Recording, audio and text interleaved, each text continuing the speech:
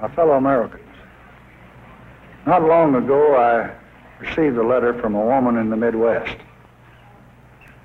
She wrote, "Dear Mr. President, in my humble way I am writing to you about the crisis in Vietnam. I have a son who is now in Vietnam. My husband served in World War II. Our country was at war. But now, this time, it's just something that I don't understand. Why? Why Vietnam? Why Vietnam?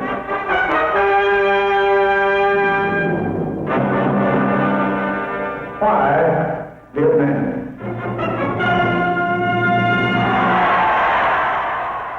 Munich, 1938.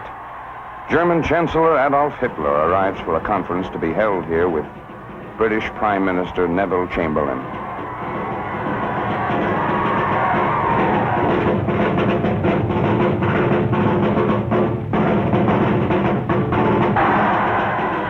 This meeting will long be remembered, for it opens the door to the dreams of dictatorship. We regard the agreement signed last night and the Anglo-German naval agreement as symbolic of the desire of our two peoples never to go to war with one another again. Peace in our time. A shortcut to disaster. But even then, this was no new lesson. It had stared us in the face with Mussolini in Ethiopia.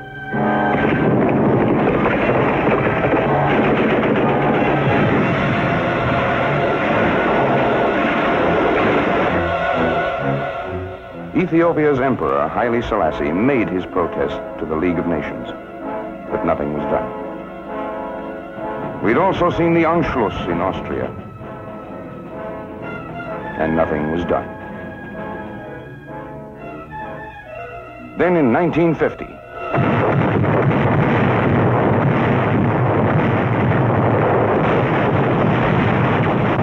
aggression was again unleashed, this time across the 38th parallel in Korea. But free men had begun to learn the lesson, and something was done.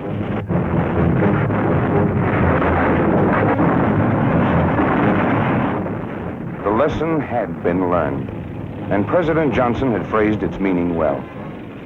Aggression unchallenged is aggression unleashed. Why must young Americans, born into a land exultant with hope and with golden promise, toil and suffer and sometimes die in such a remote and distant place? The answer, like the war itself, is not an easy one. But it echoes clearly from the painful lessons of half a century. 3 times in my lifetime, in 2 world wars and in Korea, Americans have gone to far lands to fight for freedom.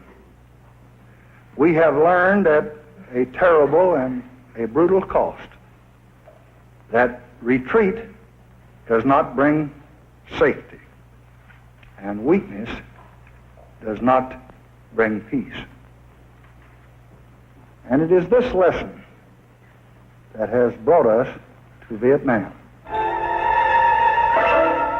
For the background to our involvement in Vietnam, we must go back to a shell-cratered place called Dien Bien Phu. Supplied only by air, completely surrounded by the opposing Vietnamese, French troops are fighting the last battle of a long war over what had been called French Indochina. It's a strange, 3-cornered struggle. Non-communist Vietnamese fighting communist Vietnamese, and some of both fighting the French.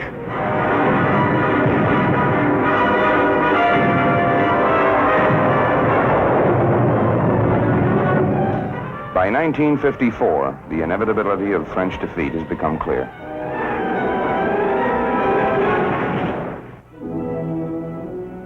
Hanoi in 1954 reflects the ravages of long and bitter warfare. But for now, the fighting is over. the French are leaving. The red star flies over Hanoi as the communist forces move in. At a conference in Geneva, an agreement has been reached. It divides Vietnam into North and South, turns over the North to the communists, and marks the end of French colonial rule. The agreement also provides the machinery for bringing true peace to Vietnam if the communists act in good faith. This is a bright victory for the communist world, and there are smiles.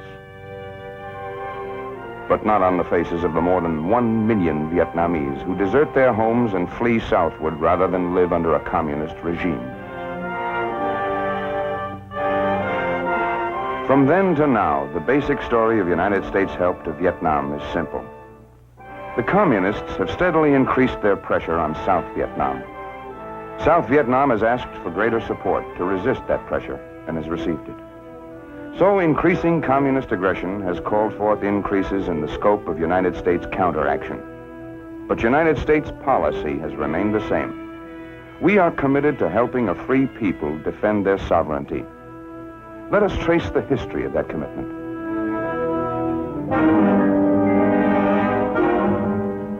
In 1954, Vietnam is divided at the 17th parallel, as Korea was divided at the 38th.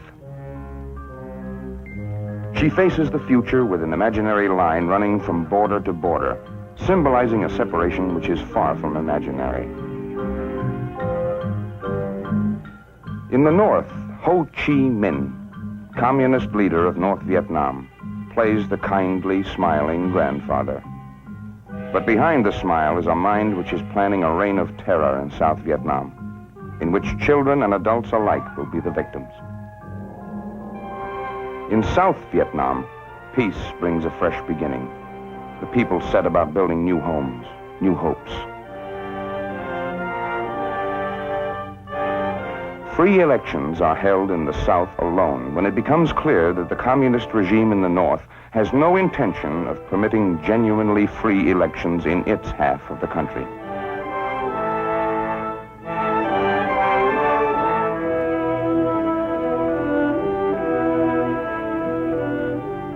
Also in 1954, President Eisenhower pledges economic aid to assist the government of Vietnam in developing and maintaining a strong, viable state, capable of resisting attempted subversion and aggression through military means.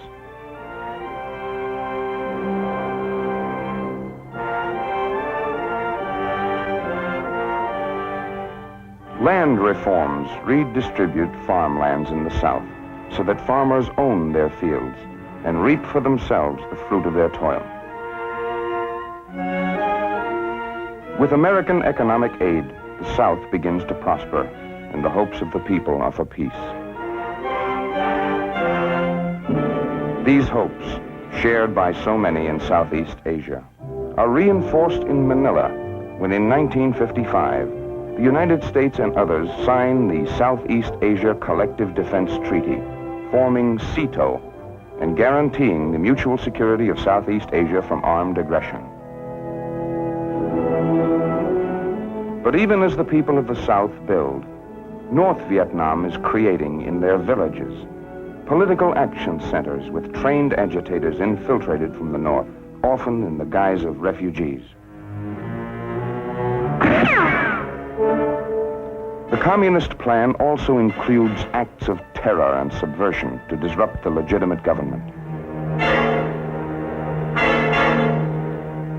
If the South cannot be brought under Hanoi's control by less forceful means, a new phase of the communist plan is ready to go into action. Open guerrilla warfare, furtive and remorseless, aimed at destroying the government and subjugating the people. It is called by Hanoi a war of liberation. It does not seem so to the hundreds of anti-communist leaders, teachers, and their wives and children who are visited in the night by Viet Cong persuasion squads.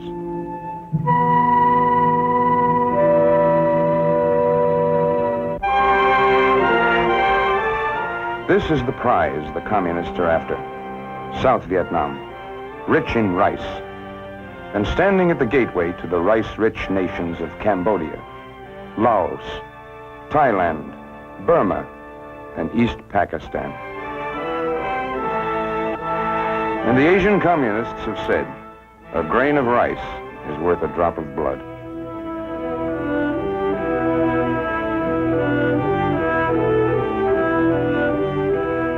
There are also natural resources: coal, phosphate, zinc, tin, manganese, the raw materials on which to base industrialization or feed a war machine. Natural rubber. South Vietnam has this too. And the latex processing facilities which make of raw rubber the vitally important material it is in today's world. This, then, is another aspect of the South Vietnam which the North covets. A nation moving toward greater industrialization. A rich prize indeed in the eyes of communist strategists. At Gettysburg College in 1959, President Eisenhower clearly recognizes the danger. We have learned, too, that the cost of defending freedom, of defending America, must be paid in many forms and in many places. They are assessed in all parts of the world, in Berlin, in Vietnam, in the Middle East, here at home. Unassisted, Vietnam cannot, at this time, produce and support the military formations essential to it. Military, as well as economic help, is currently needed in Vietnam. By 1960, every area of life in the South has become a combat zone.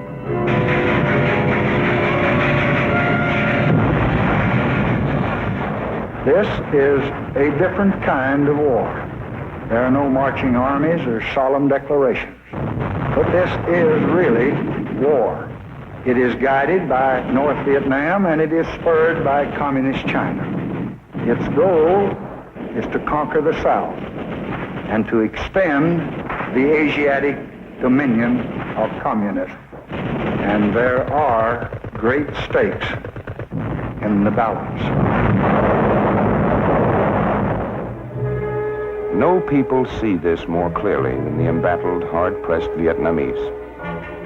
By 1961, they send out an urgent call for help.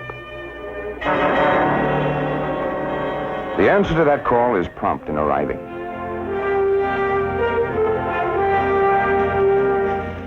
America promises substantial military and technical aid, machines and equipment to resist aggression, and the trained men to teach Vietnamese fighting forces how to put them into effective use.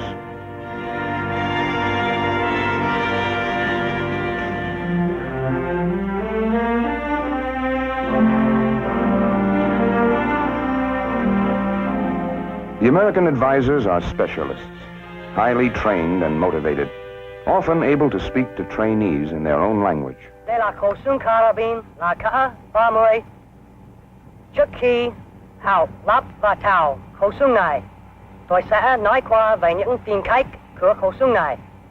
Instructors and advisors willing and able to teach, find men whose freedom is at stake, eager and quick to learn. At this time, however, the Americans in Vietnam are there only as advisors. There are no United States combat units as such. The advisors' primary job is to train and encourage the South Vietnamese fighting men they have come to respect and admire. This guerrilla warfare is the latest tactic in the global communist plan. Korea showed that the free world would meet and stop conventional invasion, and communists' efforts to dominate newly emerging nations through trade, aid, and political subversion had little success. Now a new kind of politically camouflaged invasion must be faced, the so-called People's War of Liberation. As months go by, the communists lose a lot of men, but there are many more in the North who will be sent south to replace them, and others can be kidnapped and forced to serve.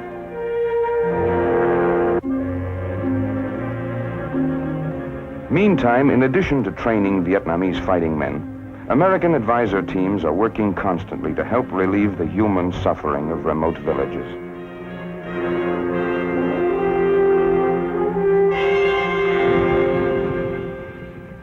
Under pressure of growing communist aggression, the flow of American equipment and advisors is increased. It is the only means of meeting the rising tide of infiltration and attack from the north, especially since aggressive guerrillas with no citizenry to protect can tie up forces 10 times their own number.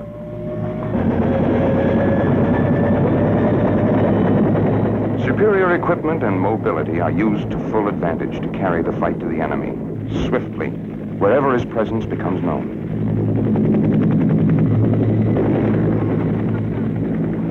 The Vietnamese soldier is quick to grasp the techniques involved in copter-borne counteraction to guerrilla raids on country villages, and he uses his new knowledge well.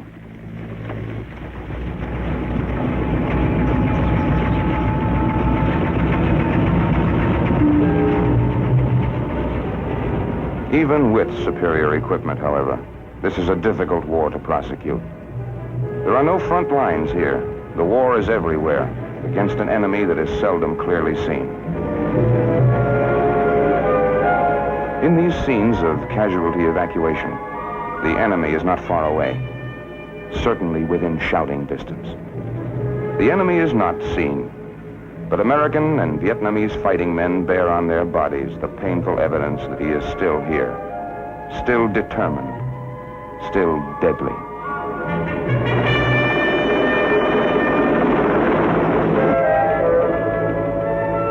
Throughout this time, the combat capability of South Vietnam's military forces is growing.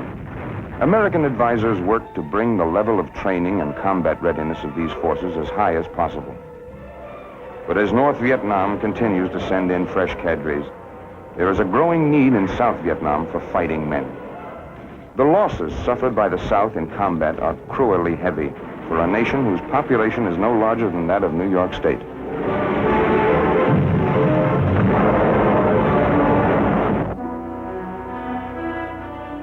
The fact is, in proportion to population, South Vietnam's losses in combat are 10 times as great as those suffered by the United States in Korea, greater even than our total losses in World War II.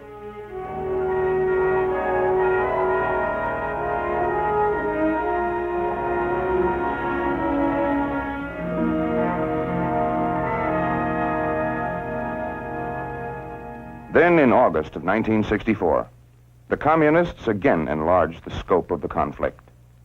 Renewed hostile actions against United States ships on the high seas in the Gulf of Tonkin have today required me to order the military forces of the United States to take action in reply.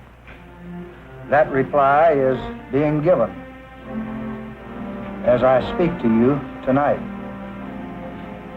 Air action is now in execution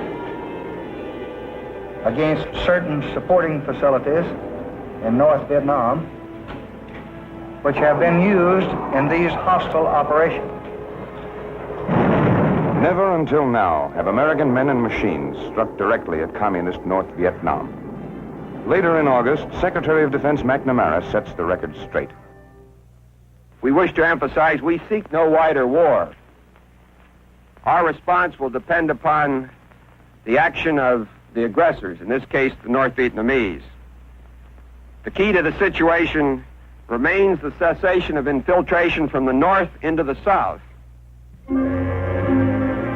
We seek no wider war, but we find ample evidence that there is no relenting on the part of the North. In this one captured shipment of Viet Cong arms, there are 1 million rounds of small arms ammunition, 3,500 rifles, submachine guns, and some 4,000 anti-tank and mortar rounds. And there's no doubt about the source. The Chinese markings are unmistakable. In meeting the aggression so clearly evidenced here, we have sent strength to meet force. But we have also repeatedly sent word that we are willing to talk, as Secretary of State Dean Rusk makes plain. Our war aim in South Vietnam is peace. President Johnson has directed me to do everything possible to bring this matter from the battlefield to the conference table. And so we've been utilizing all of the existing and available political machinery for that purpose. We've attempted to use the machinery of the Geneva Conferences of 1954 and 1962. Last year, we brought the Vietnam problem before the Security Council of the United Nations at the time of the Gulf of Tonkin affair. But Hanoi refused an invitation to come to the Security Council to talk about it. The distinguished Secretary General of the United Nations, U Thant, considered a peace mission himself to bring about peace, but Hanoi and Peiping told him not to come. Britain has made many efforts to find a path to a settlement. First, by working toward a new conference in Geneva, and then by a visit of one of their senior statesmen, Mr. Patrick Gordon Walker. But the effort for a Geneva conference has thus far been blocked, and Mr. Gordon Walker was told that he should stay away from Hanoi and Peiping. The Commonwealth attempted to send a committee of the Commonwealth to various capitals to explore the possibilities of peace. We welcome that initiative, but Hanoi and Peiping told them not to come. We made a number of efforts on our own, both publicly and privately. President Johnson at Baltimore, for example, offered unconditional discussion with the governments concerned. But Hanoi and Peiping called this offer a hoax. 17 non-aligned nations publicly appealed for a peaceful solution by negotiations without preconditions. We welcome this proposal, but it was rejected by Hanoi and Peiping. The distinguished President of India made a constructive suggestion that there be an end of hostilities and an Afro-Asian police force established in Vietnam. To us, this proposal was full of interest and hope. But by Hanoi and Red China, it was rejected as a betrayal. So all of these abrupt and violent rejections of peaceful settlement are just what they appear to be. Clear proof that Hanoi is not yet prepared for discussions, unless it be accepted in advance that South Vietnam be subjected to communist domination. And so the record seems very clear to us. Hanoi is presently resisting the road to peace. Peiping, even more so. The declared doctrine and purpose of the Chinese Communists remain clear: the domination of all of Southeast Asia. And indeed, if we listen to what they're saying to us, the domination of the great world beyond. The United States will continue to make every effort toward reasonable negotiation, and there can be no doubt as to our intention. We do not seek the destruction of any government, nor do we covet a foot of any territory. But we insist, and we will always insist, that the people of South Vietnam shall have the right of choice, the right to shape their own destiny in free elections in the South or throughout all Vietnam under international supervision. And they shall not have any government imposed upon them by force and terror, so long as we can prevent it. We do not want an expanding struggle with consequences that no one can foresee, nor will we bluster or bully or flaunt our power. But we will not surrender, and we will not retreat. The answer to American offers to move from the battlefield to the conference table continues to come in the form of high explosives aimed at American air bases and other troop installations in the South, including the barracks of American servicemen.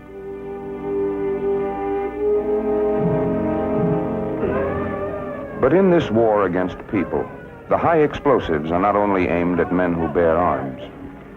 The American embassy in Saigon itself becomes a grim battleground scene as Viet Cong terrorists single it out for a bomb attack. It is all part of the carefully planned and continuing campaign of terror against both American and South Vietnamese civilians.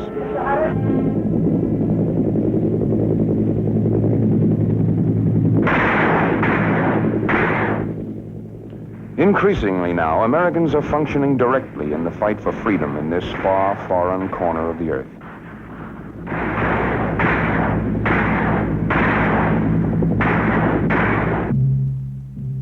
The risks are real, just as the stakes for which they are taken are real.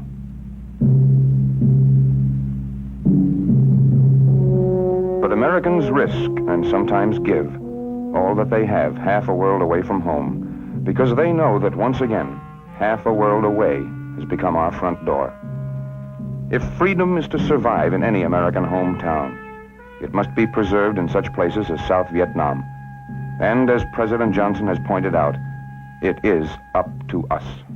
Most of the non-communist nations of Asia cannot by themselves and alone resist the growing might and the grasping ambition of Asian communism. Because this is true, and because we are a nation which honors its commitments, and a people committed to our honor, we intend to convince the communists that we cannot be defeated by force of arms or by superior power. I have asked the commanding general, General Westmoreland, what more he needs to meet this mounting aggression. He has told me, and we will meet his needs. For the first time, combat units of the United States Marine Corps arrive in Vietnam, joining other Marines already there. It is the first time that Marines in full combat gear have hit the beach in an active combat zone since Korea.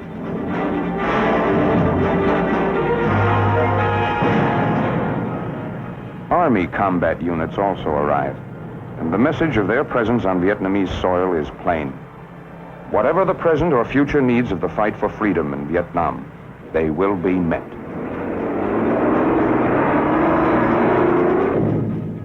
American forces in Vietnam know that the communists' so-called war of liberation is no less a form of aggression than was the conventional attack in Korea. And they know that this new form of aggression must be defeated and proven unprofitable, or the communists will be encouraged to try it elsewhere with greater confidence and resources. So the war goes on. Clearly, it is the communists who have made that choice. And as always, the innocent suffer.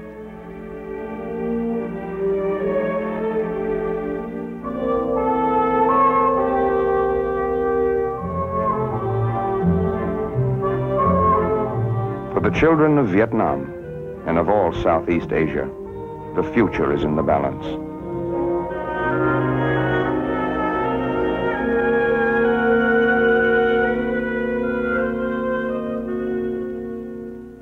If they are to realize their heritage as free men tomorrow, there are for us today hard realities to be faced. I do not find it easy to send the flower of our youth, our finest young men, into battle.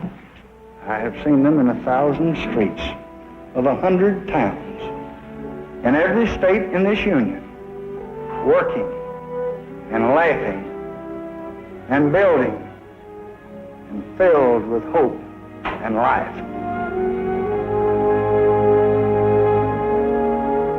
But as long as there are men who hate and destroy, we must have the courage to resist.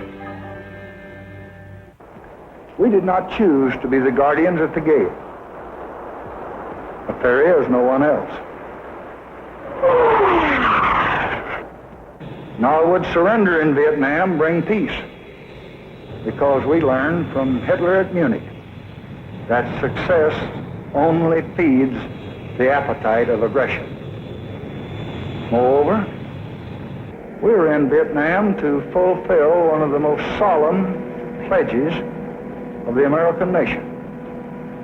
3 presidents, President Eisenhower, President Kennedy, and your present president, over 11 years have committed themselves and have promised to help defend this small and valiant nation.